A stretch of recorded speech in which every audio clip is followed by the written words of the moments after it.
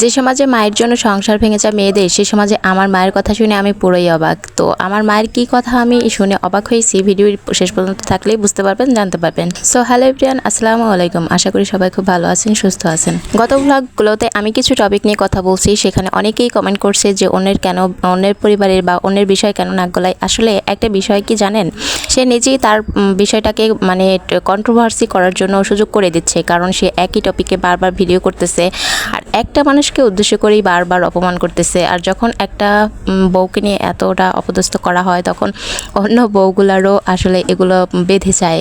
আর আসলে আমরাও বাড়ির বউ, যার জন্য আমাদের এই কথাগুলো খুবই গায়ে লেগে যায়, আর যার জন্য এই টপিকগুলো নিয়ে কথা বলা হয়েছে আমার। তো আমার কোনো কথায় যদি ভুল ত্রুটি থেকে থাকে, সবাই মতামত জানাতে পারেন, এটা স্বাভাবিক। সে আপনারও ভিন্ন মত থাকতে পারে, তো সেটা তো আমি মেনে নিতেই বাধ্য, কারণ আমার মত তো যে আপনার মতের সাথে ঠিক মিলে যাবে তা তো নয়। তবে একটা বিষয় না বলে আমি পারতেছি না, কারণ ইদানিং তার ভিডিওগুলো দেখলে বুঝতে পারবেন সে আগের সম্পূর্ণ ফুটেজগুলো নিয়ে কথা বলে, সম্পূর্ণ আগের সব টপিক নিয়ে কথা বলে। তার কিন্তু কাজের কোনো মানে কোয়ালিটি নাই, তার কোনো কাজের যে একটা সে রেগুলার কাজ করতেছে, তার একটা স্ট্রাগল লাইফ শেয়ার করতেছে, তা কিন্তু কিছুই না। সবসময় সে তার ভাইয়ের বউ, বোনের জামাই, এদের দেখাই তার ভিউজ কামাই করছে। তো এখন সেই টপিকগুলো যেহেতু সে দেখাতে পারতেছে না, তাই আগের টপিকগুলো বারবার রিপিট করতেছে, আর সেখানে এই সিম্প্যাথি আদায় করতেছে। কিছু কিছু মানুষের সিম্প্যাথি আদায় করতেছে, আর কিছু কিছু মানুষের কন্ট্রোভার্সি হইতেছে। তো যাই হোক, আজ কথাগুলো আমি এখানেই শেষ করতেছি। আর আজকের সকালে রান্নাবান্না থেকেই শুরু করছি, আর পরবর্তীতে এই সময়টাও খুব ব্যস্ত ছিল। তো এখন আসি আমার মায়ের কথায়। আমরা হুট করে 5 বোন যখন বসি, তখন অনেক গল্প স্বল্প হয়। এটা স্বাভাবিক, প্রতিটা পরিবারেই হয়। প্রতিটা পরিবারের শ্বশুরবাড়ির কথা ধরেন, ভালো মন্দ সব কিছুই মায়ের সাথে শেয়ার করা হয়। তো হুট করেই আমার মায়ের সাথে একটা মানে কথা হয়েছিল।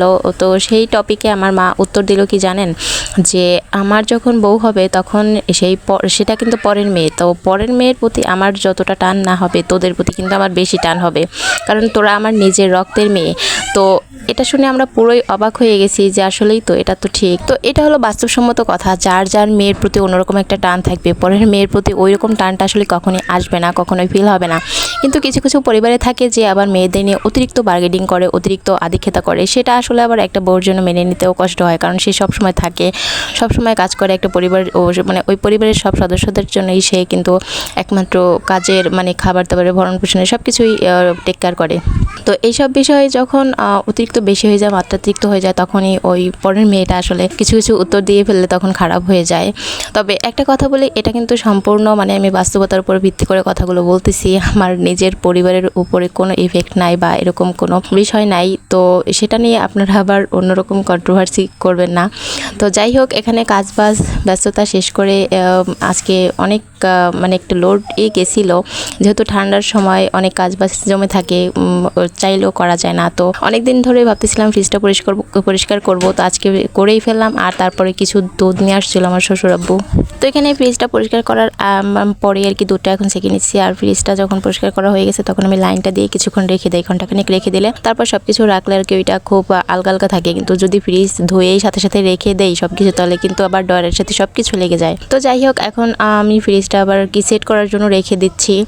আর তবে আমার এই মায়ের বিষয়টা বা আমার এই মায়ের অনুভূতিটা কিন্তু খুবই মানে একটা মেয়ের জন্য, একটা মেয়ের সংসারের জন্য খুবই কাজে দেয়। তো জানি না প্রতিটা মেয়ের মা এরকম যদি হয়তো কোনো দিন কোনো মেয়ের সংসার ভাঙতো না, বা কোনো মেয়ের মানে সংসারে অশান্তি হলেও সেটা খুব সুন্দরভাবে ট্যাকেল দিতে পারতো। তো আমার মায়ের কথাটা আপনাদের কাছে কেমন লাগছে সেটা আমাকে কমেন্ট করে জানাতে পারেন। তবে আমি আমার আশেপাশে চারিদিকে অনেকটা বিষয় ফলো করছি, যে সংসারে একটা বউ, সেই সংসারে অশান্তিটা খুবই বেশি। কারণ আমার নিজের কয়েকজনই এরকম একটা পরিবারের মানে কিছু কিছু পরিবারে পড়ছে, সবাই একই বউ, এক সংসারে এক ছেলের বউ, যাদের মানে অশান্তির শেষ নেই। তো ওই যে ভিডিওতে ভাইরাল টপিক নিয়ে কথা বলতেছে, ভাইয়ের বউ, এরা কিন্তু সেই সেম একটা মানে ছেলের একটাই বউ। তো এদের অশান্তিটা হবে, এটা মানে মাস্ট বি হতেই থাকবে, কারণ একটা বউয়ের থেকে বেশি প্রত্যাশা করলে তখন সে মানে তার অনুভূতিটা প্রকাশ করতে বাধ্য হয়, আর যার জন্য এই ঝামেলাটা হয়ে থাকে। তো যাই হোক, আমার ভিডিওটা কেমন লাগছে বা আমার এই রেগুলার লাইফগুলো আপনাদের কাছে কেমন লাগে কমেন্ট করে জানাতে পারেন। আর সবাই ভালো থাকবেন, সুস্থ থাকবেন। ও হ্যাঁ, এরপরে আবার রাতে আমি হুট করেই মানে সিদ্ধান্ত নিয়েছিলাম পুডিং বানাবো। তো এখানে দুধ থেকে মানে 1 লিটার দুধ দিয়ে রাতে পুডিং বানাইছিলাম, অনেক মজা হয়েছিল। তো পরবর্তী ব্লগে আমি সেটা শেয়ার করবো। তো আজকে এখানেই বিদায় নিচ্ছি, আল্লাহ হাফেজ।